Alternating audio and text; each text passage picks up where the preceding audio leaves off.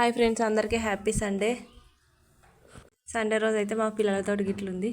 వాడు బ్రష్ చేయడానికే 9 అవుతుంది. వాళ్ళు లేచి బ్రష్ చేసి అప్పుడు పాలు తాగుతాను అన్నాడు. 9:30 అవుతుంది అప్పటికే. ఇక మా బిడ్డనైతే జాము బ్రెడ్ తోస్ మీద పెట్టుకొని తింటుంది.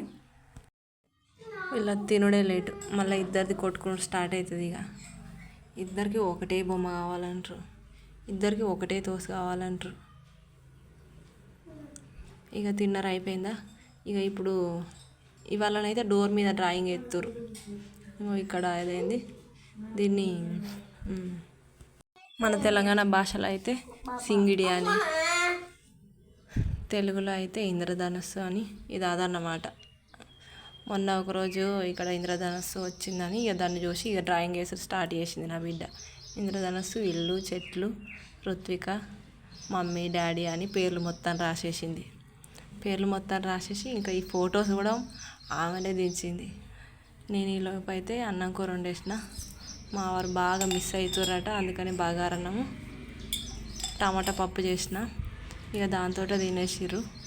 వీళ్ళకి బగారన్నం అంటే బాగా ఇష్టం.